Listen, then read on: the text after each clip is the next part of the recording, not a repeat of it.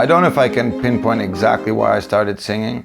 I think I saw the effect that singing had on my parents, on my family, on my sister, on my father, on my mother. And watching them listen to the kind of music that they listened to, which was predominantly songwriters and singers, hearing these guys and these girls, men and women, singing these songs with a power behind it, where the words were sort of met with the force of a particular unique voice, I think made me find comfort when I was a teenager and I got very into poetry. I thought that if I actually used my voice as well to tell these stories and to recite my poetry, that there'd be a sort of killing two birds with one stone effect, where I'd be able to connect with people, but I'd also be able to express myself. The first one is Kathy's Song by Simon and Garfunkel. The first time I heard that song, I was swept away with its storytelling, with its poetry, with its melancholy. But what really threw me was it felt like I was being given a map of the rest of my life. And still today when I listen to that song, it's shocking. It freaks me out how accurate it is to kind of how my life has gone. Another one was Homeless Child by Ben Harper. Homeless Child by Ben Harper showed me that you could have a certain roots to songwriting. It didn't always have to necessarily be storytelling. You could find just a simple, clear message and bring it home. And also it was the first song I heard that was sung by a singer-songwriter that was contemporary when I was a kid in the mid-90s. It wasn't something from the past. I think the third song that really affected me is an Italian song by Lucio Battisti called Emozioni. I think I remember hearing that as a young kid and it almost brought me to tears. Back then it still does. And yeah, just the power of it. Again, his vocal, the lyrics written by Mogol, and the use of music to explain these kind of mundane daily events and how impressive these events can be if you tell them in a certain way.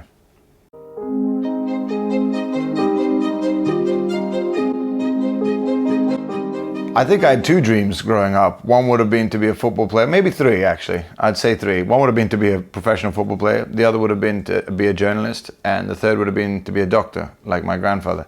So I think I wasn't academic enough to ever even dream about being a doctor, but I definitely still dreamt about it. I might have gotten away with being an okay journalist, and I probably wouldn't have made it as a footballer either. So they were all three things I probably would have done pretty halfway.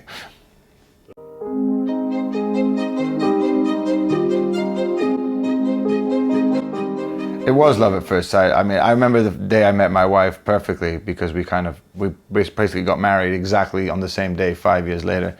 It was at a bar called The Station in Latimer Road in West London. I was at a friend's birthday party. I was so tired because I'd come back from a boys' trip, and I was leaving. She walked in, and I thought, I think I'll stay for one more drink. And that was, yeah, that was almost 14 years ago. Yeah.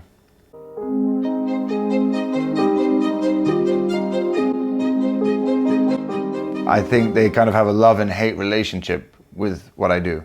They love it when it's there, when I'm at home and it's kind of something we do together, but I think they also hate that it does then take me away. I have the same relationship with music. I love it and I hate it. I mean, it does offer me more than anything I've ever discovered in my life that I've been able to create for myself. But at the same time, it sometimes removes the people I love because it is a job that requires you to travel a lot. And so it's strange. It's kind of like being part of a circus at times. But when you're at home and when music is in the house and when we're making music as a family, I think that's when we're at our happiest.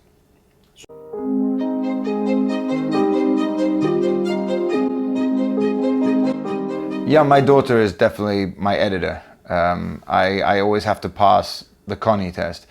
My son is also pretty, but he's kind of more forgiving.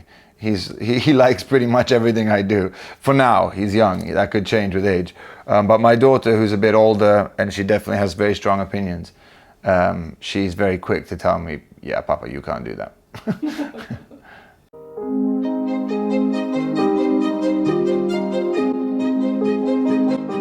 Mykonos versus Santorini, that's not fair, that's cruel.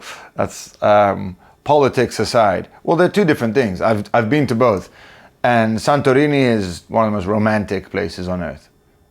And Mykonos is fun and glamour and, you know, a bit of excitement. So I don't think I can choose, but I think they are two very different things. So if I was to go with my wife, I would go to Santorini. If I was to go somewhere with a group of friends, I would go to Mykonos.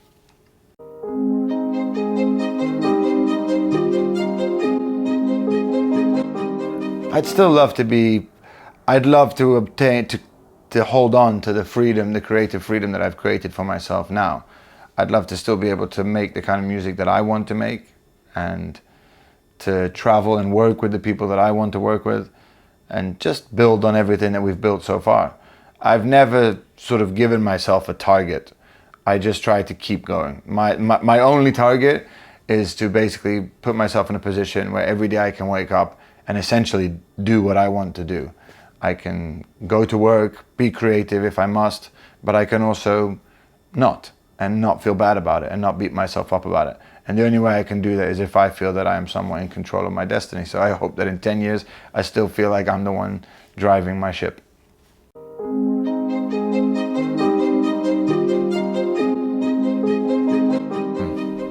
Yeah, I don't know if I can do that. I mean, I think the last song you write is always your favorite. And I wrote a song recently for my father, which I keep playing over and over again. I haven't recorded it, and I might never record it. And that's the beautiful thing about songs. Some of them you can share, and some of them you can keep for yourself. So probably the favorite song I've ever written, nobody's ever heard it.